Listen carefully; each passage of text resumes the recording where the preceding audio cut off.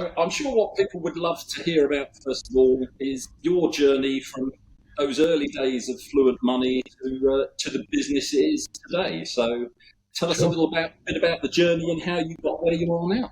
No problem at all. Well, it just seemed like a long time ago when we set it up, but the starting point for the business actually was unfinished business. So we'd sold a previous brokerage to a PLC, and it didn't really go particularly well in terms of a relationship with them, which was a real shame.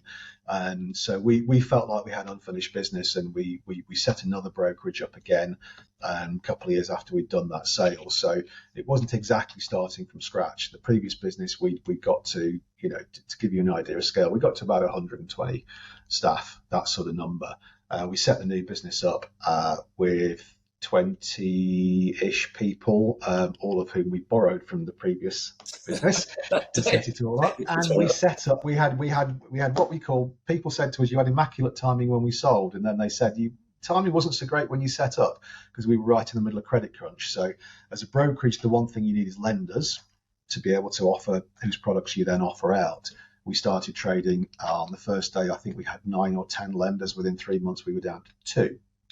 So you were pretty much one of the last guys standing at that time. I mean, it literally wiped out the market, didn't it? Yeah, it did. And I think there was a sense in the market that if we decided to call it a day or shelve it for a couple of years, the market would have stopped.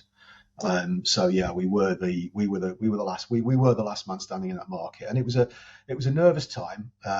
We were having to bankroll the business and the staff costs out of our own pockets, myself and Kevin, and it was nervous times. But there's a lot of people who we'd employed whose livelihoods depended on us, depending on the business, and we thought, I think we can ride this.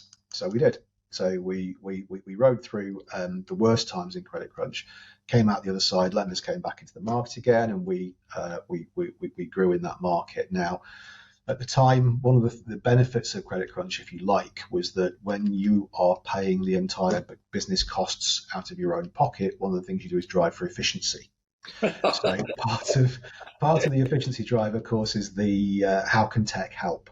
How can tech help to make us more efficient and keep costs down? And so that was a part of our ethos